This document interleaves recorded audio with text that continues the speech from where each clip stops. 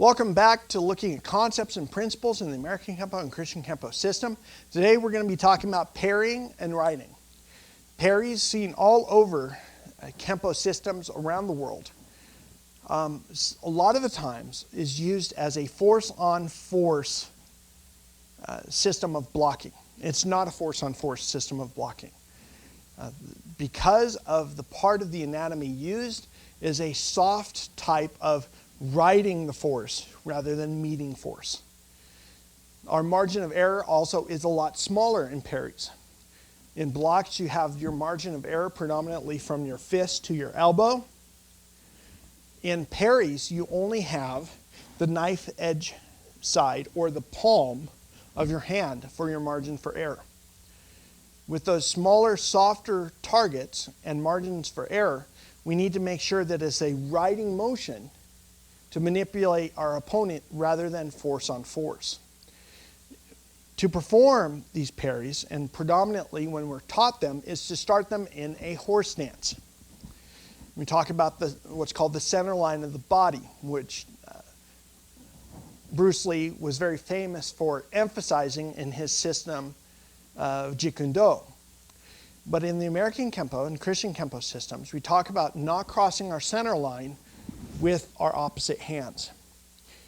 When we cross the center line with our bodies, especially with the hands, we lose power and it becomes susceptible to pinning, checking, and or breaking. We want to come to the center line of our bodies and to continue the motion. We start the parry at the center line and go to the shoulder. We want to just push it off out of the way from going to our bodies or to our face. Once again, center to shoulder, center to shoulder. I'm creating a triangle with my body. This is the base, my shoulders are the base of the triangle. Here's the tip of the triangle. I'm going to come to the center, to the corner, center to the shoulder, center to the shoulder.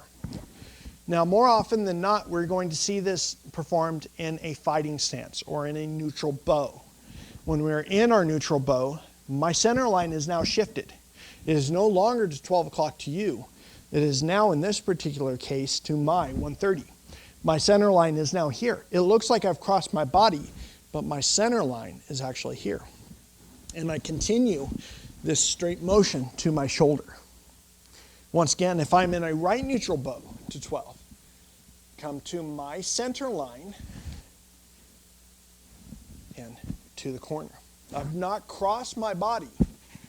My center line has changed.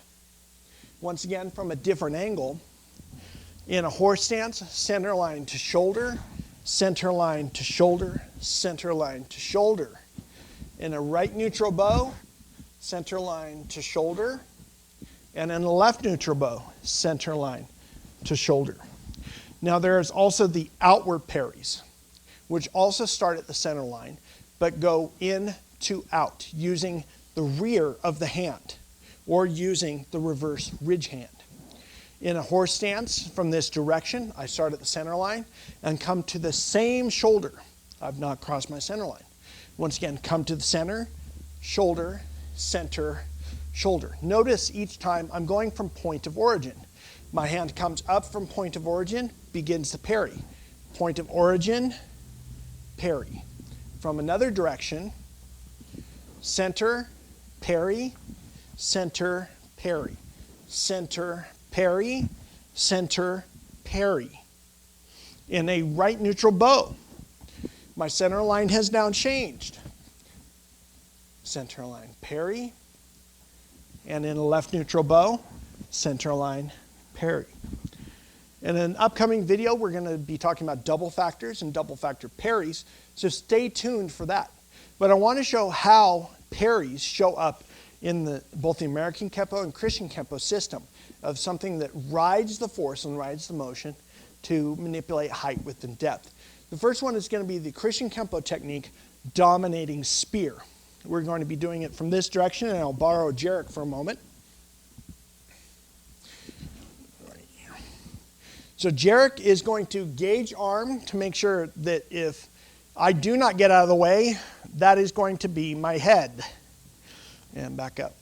Dominating spear, we step back with a double factor motion.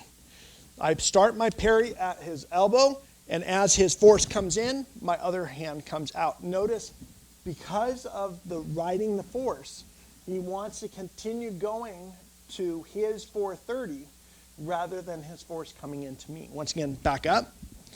Just that first step. With the step, I am out of the way because of a combination of my step and the double factor.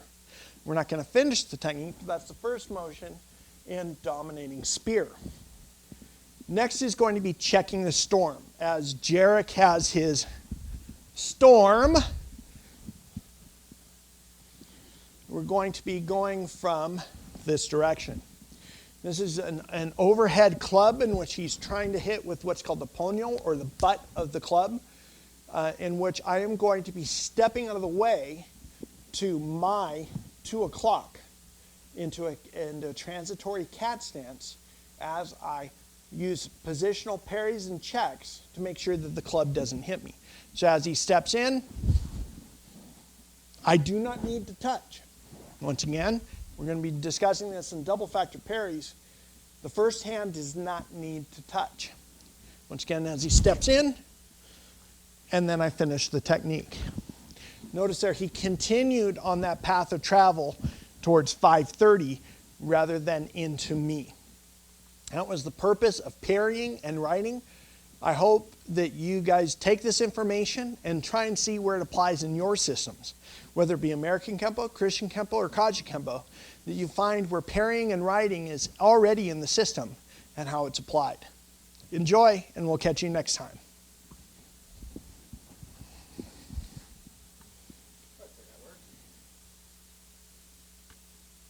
Yep.